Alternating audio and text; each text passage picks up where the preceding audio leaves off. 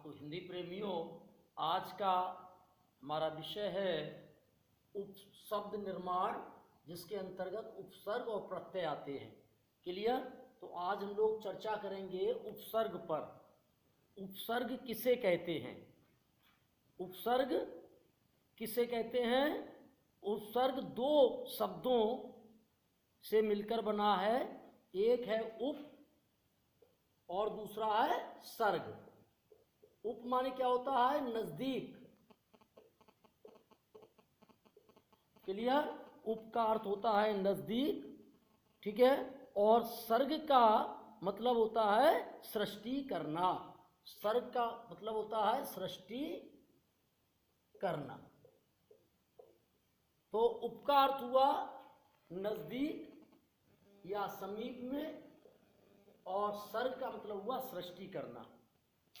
अर्थात जब किसी मूल शब्द से जुड़ने पर उपसर्ग एक नए शब्द की उत्पत्ति करता है।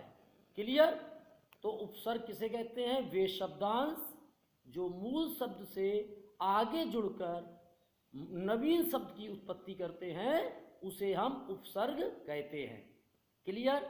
क्या कहा आपने? उपसर्ग वे शब्दांश होते हैं जो मूल शब्द के आगे जुड़कर नवीन शब्द का निर्माण कर देते हैं।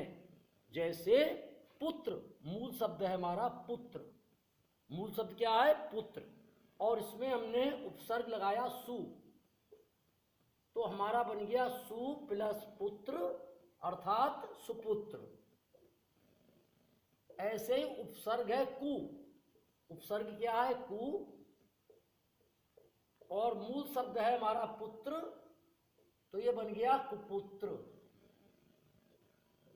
तो वे शब्दांश जो मूल शब्द है पुत्र, मूल शब्द है पुत्र, इसके आगे है ना जो उपसर्ग लग करके क्या करते हैं? नवीन शब्द का निर्माण करते हैं, उन्हें हम उपसर्ग कहते हैं। क्लियर? अब उपसर्ग कितने प्रकार के होते हैं? 3 प्रकार के उपसर्ग होते हैं।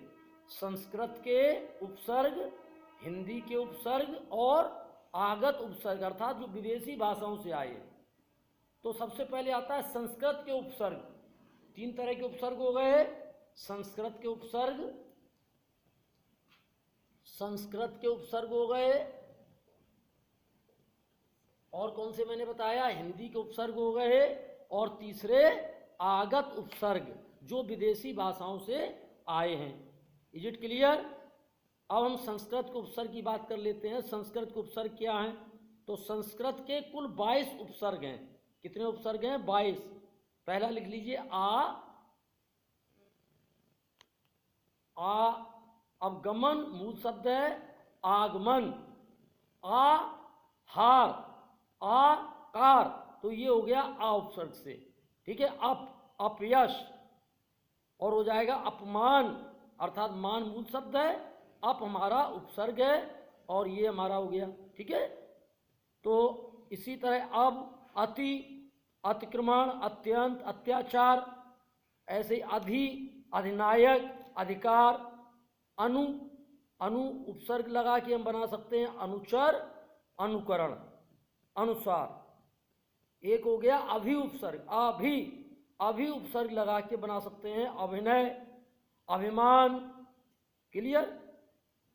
अब हम बात करते हैं हिंदी के उपसर्गों की। हिंदी के उपसर्ग संस्कृत से ही विकसित हुए हैं। जैसे अधमरा, अधखिला। दूसरा उपसर्ग है अनजान, अनपढ़। ऐसे ही उनवास, 29। औपसर्ग है, औपसर्ग से हम बना सकते हैं औकात, औसर। ठीक है। कु उपसर्ग, कु, तो कुपुत्र है ना। पुत्र हमारा मूल शब्द हो गया, और कुसंग, संग मूल शब्द है, और कु हमारा जो है उपसर्ग हो गया। ऐसे ही पर उपसर्ग लगा के परलोक, परोपकार। क्लियर? अब आता है तीसरे तरह के उपसर्ग जो विदेशी उपसर्ग, अर्थात विदेशी भाषा, जैसे उर्दू के हैं। जैसे बाकायदा, ठीक है, बाइज्जत। तो बा उपसर्ग है उर्दू का। क्लियर, जिसको आगत उपसर्ग में आता है। और इसी तरह अंग्रेजी के उपसर्ग में deputy, deputy commissioner, deputy collector, director, इनमें कौन सा उपसर्ग है? डिप्टी। ऐसे ही आपका हेड, हेड मास्टर, ठीक है। तो इस प्रकार से हमने आज आपको समझाया कि उपसर्ग किसे कहते हैं। उपसर्ग वे शब्दांश जो मूल शब्द के आगे जुड़ करके नवीन शब्द बनाते हैं। उपसर्ग कितने प्रकार के? 3 प्रकार के, हिंदी के उपसर्ग, संस्कृत के उपसर्ग और आगत उपसर्ग अर्थात विदेशी भाषाओं से बने हुए। क्लियर। तो अगर लाइक पसंद आए वीडियो तो लाइक करेंगे, सब्सक्राइब करेंगे और कमेंट में अपने कमेंट बॉक्स में अगर आपकी कोई समस्या है तो लिखेंगे। Clear. Thank you, bye bye.